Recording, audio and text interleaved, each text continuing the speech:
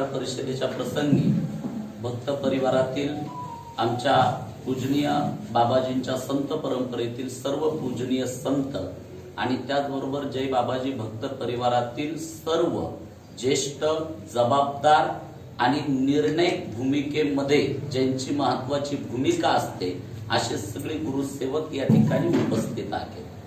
जय बाबाजी भक्त परिवार सामाजिक आध्यात्मिक राजकीय सगळ्या क्षेत्रामध्ये त्या ठिकाणी कार्य करतोय। या परिवाराच्या पार्श्वभूमीचा विचार केला तर शेकडो वर्षाची पार्श्वभूमी असलेला आणि एका तपस्वी परंपरेची पार्श्वभूमी असलेला हा भक्त परिवार या ठिकाणी आहे। आणि आतापर्यंत जय बाबाजी भक्त परिवारानं सामाजिक आध्यात्मिक राजकीय सगळ्या क्षेत्रामध्ये त्या ठिकाणी कार्य केलेलं आहे। आपल्या सर्वांना कल्पना असेल का पूजनीय जगद्गुरु जनार्दन स्वामींसारखे जे महान तपस्वी संत झाले त्या तपस्वी संतांचे उत्तराधिकारी म्हणून पूजनीय महामंडलेश्वर स्वामी शांतिगिरीजी महाराज हे देव देश धर्माचं कार्य प्रामुख्याने त्या ठिकाणी करतायत। आणि हे कार्य करत असताना सर्वप्रथम पूजनीय जनार्दन स्वामी आणि पूजनीय शांतिगिरी महाराज कोण येथे कल्पना आपल्या सगळ्यांना असेलच, पण आपल्या सगळ्यांनी थोडीशी कल्पना व्हावी म्हणून त्यांच्या कार्याचा आढावा आपल्याला मिळणं आवश्यक आहे। पूजनीय जगद्गुरु जनार्दन स्वामी ज्यांनी 16 वर्षाची तपश्चर्या केली आणि समाज उद्धाराकरता सद्गुरु नागाबाबांचा आशीर्वाद घेऊन त्यांचं शिष्यत्व स्वीकारून या कार्याचा प्रारंभ केला। पूजनीय जनार्दन स्वामींनंतर त्यांचे उत्तराधिकारी म्हणून पूजनीय महामंडलेश्वर स्वामी शांतिगिरीजी महाराज तेच कार्य दिलेल्या पावलावर पाऊल ठेवून अखंडपणे अविरतपणे ते कार्य त्यांनी सुरू ठेवलं। पूजनीय महामंडलेश्वर स्वामी शांतिगिरी महाराजांसारखे तपस्वी महापुरुष ज्यांचा जन्म या नाशिक जिल्ह्यामध्ये झाला, या नाशिक जिल्ह्यानं पूजनीय शांतिगिरी महाराजांसारखे महान रत्न या जय बाबाजी भक्त परिवाराला आणि जनार्दन स्वामींच्या गादी परंपरेला दिले, याचा सार्थ स्वाभिमान हा सर्व जय बाबाजी भक्त परिवाराला त्या ठिकाणी आहे। पूजनीय स्वामी शांतिगिरीजी महाराज ज्यांनी आपल्या जीवनामध्ये अखंड 9 वर्षाची मौन व्रताची साधना ज्यांनी आपल्या जीवनामध्ये केली, गेल्या वयाच्या 17व्या वर्षापासून ज्यांच्या जीवनामध्ये अखंड उपवासाचं फलहाराचं व्रत आहे, ज्यांच्या पोटाला डाळ भात भाजी भाकर काही माहिती नाही, अखंड फलहाराचं व्रत ज्यांनी आपल्या जीवनामध्ये केलं आणि व्यसन मुक्ती करता सद्गुरु जनार्दन स्वामींनी दिलेल्या सगळ्या परंपरेप्रमाणे अविरतपणे ते कार्य त्या ठिकाणी करतायत याची कल्पना आपल्या सगळ्यांना ती आहे। असो, जय बाबाजी भक्त परिवारानं आतापर्यंत अनेक प्रकारच्या सामाजिक आध्यात्मिक आणि राजकीय भूमिका त्या ठिकाणी घेतलेल्या आहेत। 2009 सालापर्यंत जय बाबाजी भक्त परिवाराची राजकीय भूमिका ही गुप्त पद्धतीने असायची। 2009 पर्यंत उघडपणे हा जय बाबाजी भक्त परिवार राजकीय याच्यामध्ये आला नाही, पण 2009च्या लोकसभेला जय बाबाजी भक्त परिवारानं उघडपणे राजकीय भूमिका लोकसभेच्या 15 दिवस अगोदर घेतली आणि त्या 15 दिवसाचं फलित का जो भक्त परिवार राजकारणामध्ये गुप्त पद्धतीने होता तो लोकसभेच्या मतदानाच्या अगोदर 15 दिवस डायरेक्टली राजकारणामध्ये आला आणि त्यावेळी जय बाबाजी भक्त परिवाराच्या विनंतीला मान देऊन पूजनीय स्वामी शांतिगिरी महाराजांनी छत्रपती संभाजीनगर लोकसभा मतदारसंघामधनं अपक्ष उमेदवारी केली। आणि आपल्या सगळ्या पत्रकार बंधूंना ही कल्पना आहे की अपक्ष उमेदवारी करणं इतकं सोपं नाही। सर्व भक्तांनी प्रयत्न केले, संस्थांना किंवा पूजनीय स्वामी शांतिगिरी महाराजांनी 1 रुपया सुद्धा खर्च न करता फक्त भक्तांच्या ताकदीवरती आणि विचाराच्या ताकदीवरती छत्रपती संभाजीनगर लोकसभा मतदारसंघामध्ये तब्बल 1.5 लाख मत पूजनीय महाराजांना त्या ठिकाणी पडले। त्यानंतर येणारी विधानसभा असेल, 2014ची लोकसभा असेल, 2019ची लोकसभा असेल, या सगळ्या निवडणुकांमध्ये जय बाबाजी भक्त परिवार हा अत्यंत सक्रिय पद्धतीने राजकारणामध्ये त्या ठिकाणी आलेला आहे।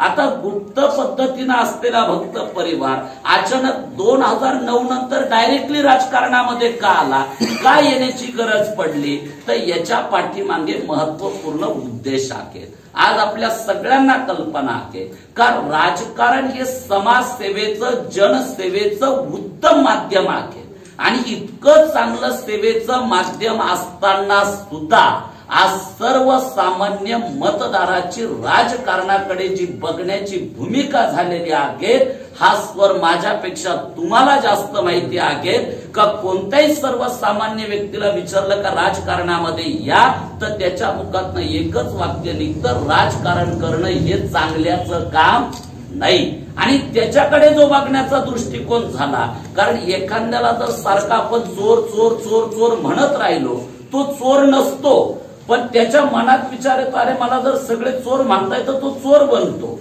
म्हणून त्या राजकारणाकडे जो बघण्याचा दृष्टिकोन लोकांचा झाला का हे चांगल्याचं काम नाही आणि म्हणून जय बाबाजी भक्त परिवारानं 2009 ला ठोकून सांगितलं अगदी उघडपणे सांगितलं का राजकारण करणं हे चांगल्याच माणसाचं काम आहे आता हे फक्त म्हणून चालणार नाही चांगल्या माणसाचं काम आहे चांगल्या माणसाचं काम आहे मग भक्त परिवारानं विचार केला जर राजकारण करणं चांगल्याच माणसाचं काम आहे तर त्यावेळेस सगळ्या भक्तांनी पूजनीय महामंडलेश्वर स्वामी शांतिगिरी महाराजांना विनंती केली आणि म्हणले जर राजकारण जर चांगल्याचं काम असेल तर याच्यामध्ये तुम्हाला यावा लागेल आणि त्यावेळेस महाराजांनी विनंतीला मान देऊन ते आले पण भक्त परिवारानं प्रयत्नांची पराकाष्ठा अगदी त्या ठिकाणी प्रामाणिक प्रयत्न केला अपक्ष असताना कुठल्याही प्रकारचा 1 रुपया खर्च न करता 1.5 लाख लोकांनी तो विश्वास टाकला आणि म्हणून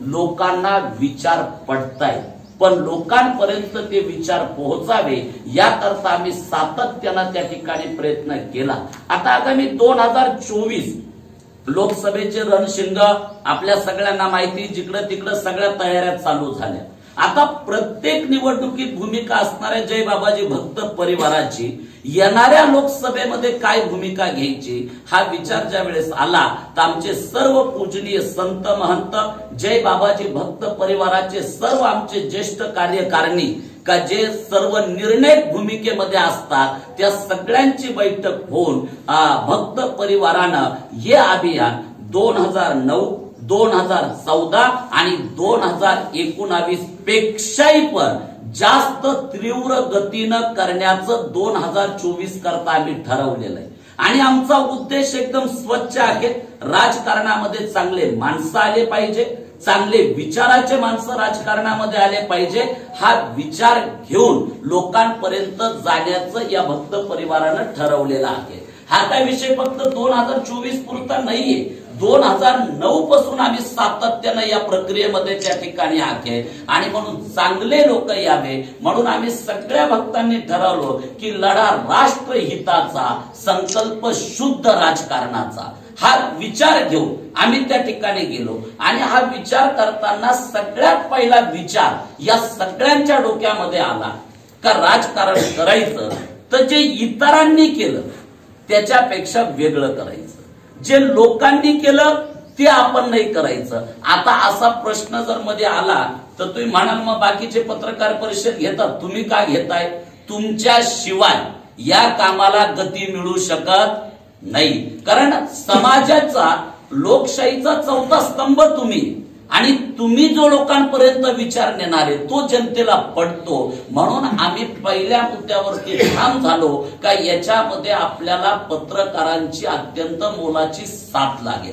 हा बाकीचं इतरांनी जे केलं असेल ते आम्ही करणार नाही पण पत्रकारांची साथ घेऊन नक्कीच एक चांगला विचार आम्ही घेऊन जाणार आता 2024 ला भक्त परिवार नेमकी काय करणार तर जय बाबाजी भक्त परिवाराचा प्रभाव हा फक्त नाशिक किंवा छत्रपती संभाजीनगर मध्ये नाहीये जय बाबाजी भक्त परिवाराचा प्रभाव हा नाशिक लोकसभा मतदारसंघामध्ये आहे छत्रपती संभाजीनगर लोकसभा मतदारसंघामध्ये आहे दिंडोरी लोकसभा मतदारसंघामध्ये आहे त्यानंतर धुळे लोकसभा मतदारसंघामध्ये आहे जळगाव लोकसभा मतदारसंघामध्ये आहे जालना लोकसभा मतदारसंघामध्ये आहे शिर्डी लोकसभा मतदारसंघामध्ये आहे म्हणजे एकूण जर विचार केला तर 7 लोकसभा मतदारसंघामध्ये या भक्त परिवाराची परिपूर्णपणे निर्णायक भूमिका आहे आणि निर्णायक भूमिका आहे या आम्ही फक्त म्हणत नाही, या आम्ही सिद्ध सुद्धा करून दाखवलेलं आहे. आम्ही शिर्डीला सुद्धा भूमिका घेतली, आम्ही नाशिकला घेतली, दिंडोरी, सगळ्या 7ही लोकसभा मतदारसंघांमध्ये 2014, 2019 ला आम्ही परखडपणे आणि ठामपणे भूमिका घेतलेली आहे. 2024 ला सुद्धा आम्ही जनसेवा हीच ईश्वर सेवा हा उद्देश डोळ्यासमोर ठेवून आम्ही पूर्ण 7ही लोकसभा मतदारसंघामध्ये पूर्ण ताकदीनं आणि पूर्ण आमच्या सत्य विचारानं, शुद्ध विचारानं आम्ही राजकारणामध्ये त्या ठिकाणी सक्रिय आहेत आणि आता मागच्यापेक्षा जास्त होणार. जय बाबाजी भक्त परिवाराच्या पुढील विचारांमध्ये बैठकीमध्ये विचार आला की जर आपल्याला भूमिका घ्यायची तर चांगले माणसंही पाहिजे, कारण चांगले माणसं कोणीतरी नेतृत्व करणारा पाहिजे. म्हणून जय बाबाजी भक्त परिवारानं ठामपणे आमच्या सर्व पूजनीय संतांनी आणि सगळ्या भक्त परिवारानं हा विचार करून एकमत झालेला आहे का येणाऱ्या लोकसभा निवडणुकीमध्ये स्वतः शांतिगिरी महाराजांना उमेदवारी करायला हा सगळा संत परिवार आणि भक्त परिवार भाग पाडणार आणि ते स्वतः येणाऱ्या लोकसभेला उमेदवारी करणार. हा एक विषय झाला. आता उमेदवारी करायची कुठून? आता आम्हाला फक्त एक लोकसभा एवढा विचार नाहीये. आम्हाला जिथं जिथं आमचा परिवार आहे तिथं आम्हाला चांगल्या माणसांचा विचार करायचा आहे आणि त्या चांगल्या माणसांबरोबर राहून आम्हाला सिद्ध करायचंय का राजकारण करणे चांगल्याच माणसाचं काम आहे आणि भविष्यामध्ये हा विचार द्यायचा आहे का चांगल्या माणसांनी राजकारणामध्ये आलं पाहिजे. मग ती भूमिका आम्ही प्रत्येक मतदारसंघात घेतोय. सध्याच्या स्थितीला सर्व जय बाबाजी भक्त परिवारानं प्रत्येक लोकसभा मतदारसंघामध्ये आपल्या तयारीला सुरुवात केलेली आहे. आता सुरुवात कशी मी अगोदरच सांगितलं, आम्ही इतरांपेक्षा वेगळं करणार. त्या पद्धतीनं आमची वेगळ्या पद्धतीनं तयारी चालू झालेली आहे. प्रत्येक लोकसभेत तयारी चालू झालेली आहे. पूजनीय शांतिगिरी महाराजांना कुठून उभं करायचं हा प्रश्न ज्या वेळेस आला तर सगळ्यांनी असा एक निर्णय केला. एका व्यक्तीला तसं विचार केला तर 2 ठिकाणी तर उभंच राहता येतं. एक व्यक्ती भारतात कुठेही 2 ठिकाणी राहू शकतो. त्याच्यामध्ये पहिलं ठिकाण हे सगळ्या भक्त परिवारानं ठामपणे बाबांना विनंती केलेली आहे का नाशिक लोकसभा मतदारसंघामधनं स्वतः पूजनीय शांतिगिरी महाराजांनी उमेदवारी करावी असं ठामपणे साकडं घातलेलं आहे. आणि हा विश्वास आहे सगळ्यांना. जसा पांडुरंग विटेवरती येऊन उभा राहिला भक्त पुंडलिकासाठी, तसं या सगळ्या भक्तांना साथ घालून चांगल्या विचाराकरता पूजनीय शांतिगिरीजी महाराज नाशिक लोकसभा मतदारसंघातनं 100% नाही त्याच्या पुढच्या 1000% सांगतो ते उमेदवारी त्या ठिकाणी करतील. त्यानंतर छत्रपती संभाजीनगरमध्ये सुद्धा आमचं काम युद्ध पातळीवर चालू आहे. तिथं सुद्धा आमचं काम चालू आहे. या 7ही लोकसभा मतदारसंघांमध्ये या भक्त परिवाराचं काम चालू झालेलं आहे आणि मोठ्या सामर्थ्यानं आणि विचारानं आम्ही येणाऱ्या 2024च्या लोकसभेला सामोरं जाणार आहे. तुम्ही जी पत्रकार परिषद घेतली त्याला बाबांची सहमती आहे का? तुम्ही जी भूमिका मांडलेली आहे त्यांच्या काही चर्चा करून आले? कारण की आता उमेदवार ते राहणार आहे, त्यांची उद्या जर बातम्या छापल्या किंवा उमेदवारी करणार म्हणून त्यांच्याबद्दल तुम्हाला काही दिले? एवढे जर सगळे प्रतिनिधी जर तुम्ही उमेदवार शेवटी उमेदवार असतो ना, शांतिगिरी महाराजांना जेव्हाही तुम्ही बघितलं असं तर ही सगळी मंडळी 24 तास त्यांच्या आजूबाजूला राहणारी मंडळी आणि ज्या वेळेस ही मंडळी भूमिका मांडते निवडणूक लढायची आहे का असं तुम्हाला विचार? चांगले लोक आले पाहिजे हा तर विचारच आम्हाला त्यांनी दिला. तुमची भूमिका झाली, वैयक्तिक ते उमेदवार राहणार आहे, त्यांची भूमिका काय? हा विचार जर त्यांनी दिला तर ते राहणारच ना. तुमची कार्यकर्ते असतात ते सांगतात भाऊ इथून लढा, तिथून लढा, मार इथून लढा, राजकारणामध्ये एक गोष्टी मी काय म्हणतो, त्यांची भूमिका काय? त्यांचा विचार त्यांनी दिला, चांगले माणसं आले पाहिजे. त्यांनी आमचा विचार मान्यच केलेला आहे ना, त्याच्यामुळे 100%. तुम्ही जे बोलते त्यांचे बोल आहे का? त्यांचे शुभ संकेत आहे म्हणून तर आम्ही सगळे तयारीला लागलोय. थोडक्यात त्यांनी सांगितलं तुम्हाला की बा मी उमेदवारी, आम्ही त्यांना सांगितलं तुम्हाला उमेदवारी करावाच लागेल आणि त्यांनी सांगितलं ठीक आहे तुम्ही तयारी करा.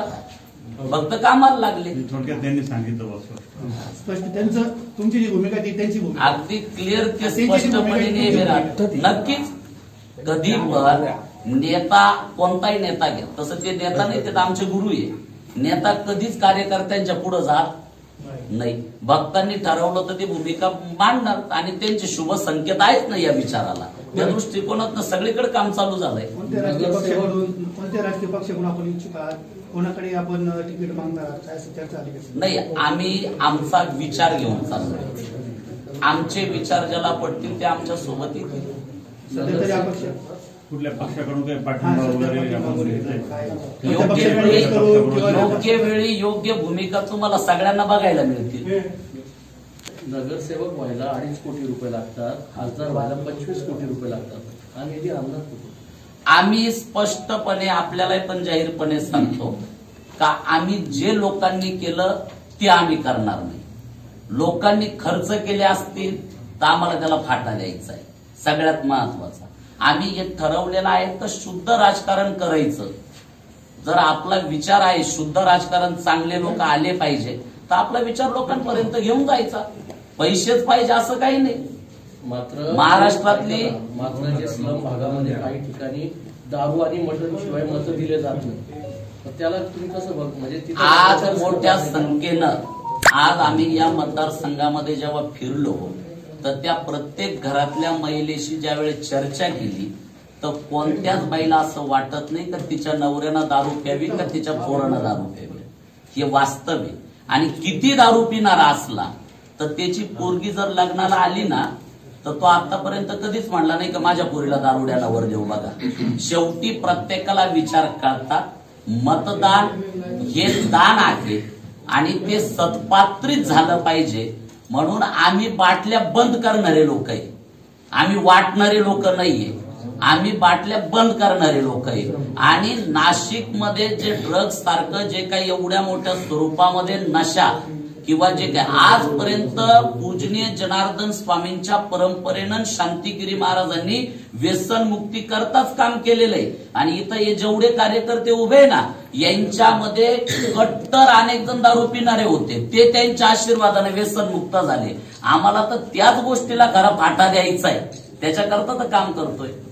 तुमचा राजकीय विरोधक कोण असणार आहे? राजकीय विरोधक कोण असणार? सध्या तर तुम्ही कोणाला असं हे करता बघू? सध्याच्या स्थितीला आम्ही शाळेत असतानाच प्रत्येक जण प्रार्थना करतो, भारत माझा देश आणि सारे भारतीय माझे बांधव आहे. त्यामुळं आमचा राजकीय विरोधक कोणीच नाही. आम्हाला कोणी मानत असतील तो भाग वेगळा आहे, पण आमचा राजकीय विरोध कोणीच नाही. आमची विचारांची आणि चांगले माणसं राजकारणात येण्याची स्पष्ट आणि शुद्ध भूमिका आहे. बरं, राजकारणात येण्यासाठी काहीतरी अजेंडा असतो. आपला काय अजेंडा आहे? कोणत्या मुद्द्यावर आपण राजकारणात येत आहे? जनसेवा हीच ईश्वर सेवा या वाक्यामध्येच सगळं काही येतं. जनसेवा हीच ईश्वर सेवा. लोक फक्त बोलतात, आम्ही प्रॅक्टिकल जनसेवा हीच ईश्वर सेवा हे करत आलोय. बाबाजींकडे अनेक आमदार खासदार मंत्री येत असतात. एवढं मोठं प्रस्थ असताना आपण राजकारणात येत आहात, त्या लोकांमध्ये सामील व्हा. आपलं एक वेगळं जे अस्तित्व होतं ते कुठंतरी यामुळे मिटणार आहे असं वाटत नाही आपल्याला? हे बघा, ज्या वेळेस आपण शुद्ध विचार घेऊन चालतो ना त्यावेळेस लोक चांगल्या विचाराच्या पाठीमागे राहिलेले, हा इतिहास आहे. आणि राजकीय लोक येतात ते धर्मपीठ आहे, सगळ्यांकरता खुलं आहे. तिथं कोणी दर्शनाला येऊ शकतो. तो आमदार असो का खासदार असो का मंत्री असो, कोणी येऊ शकतं. तिथं जो येईल त्याचं स्वागत आहे त्या दरबारामध्ये. नाशिक लोकसभा मतदारसंघात 6 विधानसभा आहे. 6 विधानसभेनं जर अभ्यास केला तर साधारणतः किती भक्त परिवार आपली काही नोंदणी केली तर किंवा साधारणतः आकडेवारीमध्ये आपण सांगू शकेल? आजच्या स्थितीला आपल्याला सांगायला काही हरकत नाही. जय बाबाजी भक्त परिवाराची जी ताकद आहे, सिन्नर, नाशिक ग्रामीण, नाशिक शहरामध्ये, इगतपुरी, त्र्यंबकेश्वर या सगळ्या ठिकाणी भक्त परिवाराची ताकद आहे. आणि एवढी मोठी भूमिका ज्या वेळेस आम्ही घेतोय तो ती बिना सर्वेची किंवा बिना सगळ्या गोष्टीचा अभ्यास केल्याशिवाय घेणार नाही. आम्हाला वाटतंय का जो विचार आहे तो घेऊन आपण त्या लक्ष्यापर्यंत पोहोचू शकतो. म्हणणं आम्ही डोक्यात हे 2च शब्द ठेवलेले, लढायचं आणि विचारांच्या जोरावरती जिंकायचं. महाराज हे कोणत्या पक्षाकडून आपली उमेदवारी जिंकण्याची शक्यता आहे? कोणत्या पक्षाला आपण आम्ही आमचा विचार घेऊन आता चाललेलो आहे. विचार घेऊन ज्यांना आमचे विचार पडतील ते आमच्या संपर्कात नक्कीच येतील. तुम्हाला 3 पर्याय आहे एकंदरीत, भाजप, मनसे आणि आकाश आघाडी. या 3 पर्यायामधून आपण कोणाला प्राधान्य देणार आहात? 3 पर्याय. योग्य वेळी योग्य भूमिका नक्कीच सगळे भक्त परिवार बैठकी अंती ठरवतील. पण आजच्या स्थितीला आम्ही आमचा विचार घेऊन लोकांपर्यंत जातोय. ज्याला आमचा विचार पटेल ते लोक आमच्या बरोबर जर उमेदवार